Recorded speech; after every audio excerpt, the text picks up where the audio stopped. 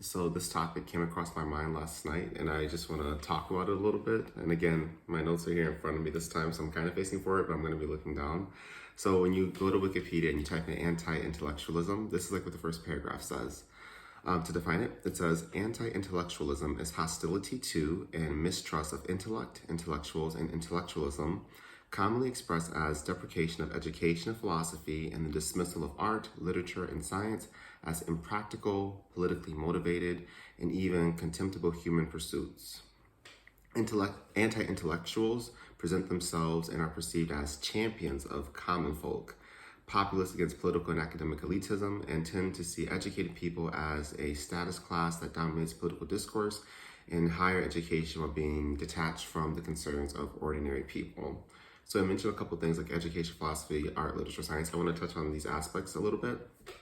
The first one is education. And I know they used to be really heavy on like not going to college when I was a kid. I think now it's a bit more relaxed, especially depends on what part of the world you're in. Like I noticed in the Netherlands, more people went to college or like went to like secondary vocational schools than what I saw in the US personally. So like one thing they use like fear tactics to make it seem like college is like the devil's basement. It's the best way I can put it. Like really bad things happen. And they say that the teachers use evolution and like twisted logic to confuse people.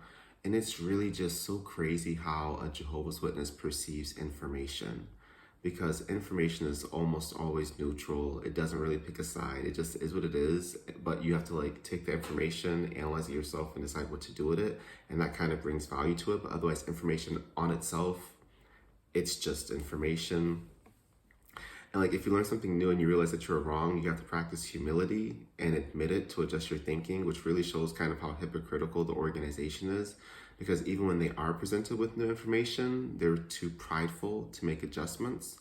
So I think we all know why they do this, because there's no situation in life where a person should be discouraging you from getting an education.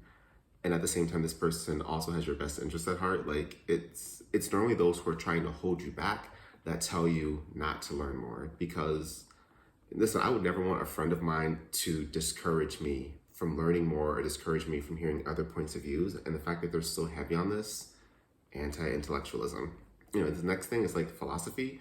So I went online, just like, the two definitions of philosophy when you type into Google. It says the study of fundamental nature of knowledge, reality, and existence, especially when considered as an academic discipline. Second definition is a theory or attitude that acts as a guiding principle for behavior. And I think we have to compare the headspace people are in to understand this. So like when a Jehovah's Witness lives, they're in this headspace where God is real, where the 144,000 go to heaven. They're in the headspace where the governing body makes all the decisions for the organization, where God is going to destroy like 90-something% of the world, where you die and come back to paradise earth. And we're getting like involved with politics is like being in cahoots with the devil. This is the mindset that they are, or the headspace that they're in. So when it comes to like different theories of existing and reality, they already have the answer. So for them, there's not really a need to ponder over these things. And you can see how anti-intellectual the leadership is, because they kind of have like the monopoly on intellect, I would say, where they have all the answers because God gives it to them, and they block their members from even entertaining other ideas. So now I want to quote an article, a Watchtower article from November 2018. I think the title of the article, this is the title, it's called Who Molds Your Thinking? And this is what it says. It says, can we avoid all contact with the world's thinking? No, we cannot literally get out of the world. Some exposure to its ideas is inescapable. Scripture. The preaching work in itself will bring us in contact with erroneous beliefs. However, where contact with ungodly views is unavoidable, we certainly need not to entertain or accept them. Like Jesus, we should be quick to reject thoughts that serve Satan's purpose. Furthermore, we can protect ourselves from unnecessary exposure to the world's thinking. And this right here is this is the perfect example of anti-intellectualism to me, and how they need it to survive. Because this paragraph does so much. Like if we look at it, it uses the phrase like the world's thinking, which cults typically use like this type of language to kind of like distance themselves between like, everyone else, create that whole us versus them mentality. Just made a video on that. Feel free to watch it. But here, like, we're being divisive and we're making judgments. And after all, we should not be judging people, and we shouldn't be using language like this to call somebody, worldly, or say they are part of the world. It's just, it's judgmental to categorize somebody as being worldly. It's just, it's judgmental just using this phrase in itself. And so then it says erroneous beliefs, which is also very generic. And this is a tactic that they often use where they make claims, but they never get specific because they know that if they go into detail, people would hear how much sense outside ideas actually make. So they just label everything else as incorrect to persuade members from even inquiring. And it works pretty well because the current members don't even have an interest or a yearning to hear anything different. And that's so scary when you think about it. I mean, I was one of those people too as well, that anything that anyone would have to say, I'm like, this is the truth, this is what I have. I was not interested in anything else because they have removed this curiosity from me. They have dampened out the flame of curiosity that I had, because I think I'm a curious person by nature. I like to learn, I like to hear new stuff. And that aspect of my personality or mind was just suppressed forever.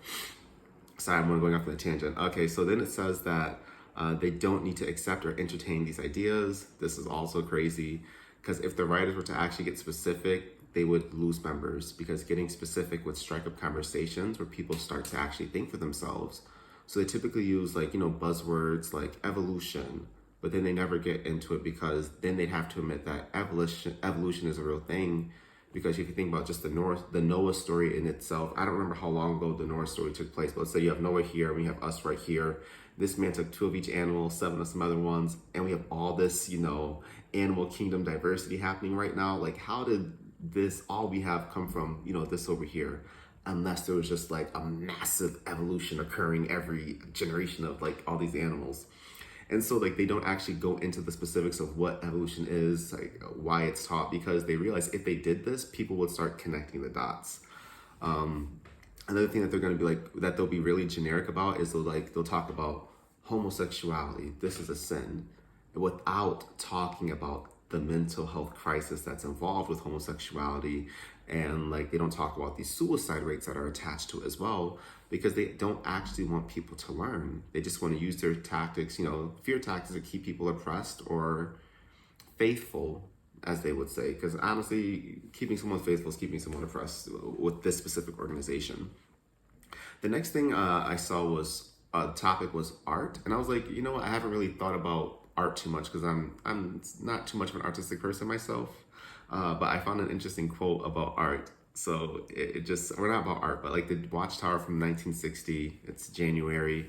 It says, the great masterpieces of worldly art, of music and scientific innovation of this present age will fade into mediocrity and insignificance beside the grand artistry of New World productions. No longer will man toil for greed or for war, but all his accomplishments will be for peace and to the eternal glory of Jehovah God. And I think this kind of speaks for itself, the way they try to demonize normal things that just have diversity, and they paint it through the lens of, we are not a part of this world. And it doesn't even make sense, because I'm thinking about in terms of art, what is the worst thing a person could create that is artistic?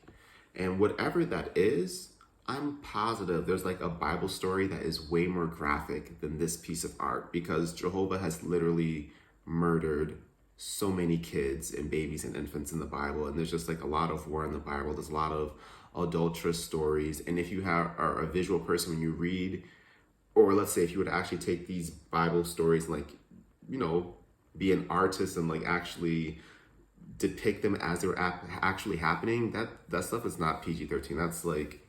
That's beyond what you would see in art. That would be, by their own standards, they would probably consider it worldly, but because it's the Bible, it's not. I don't know, some weird double standard they have.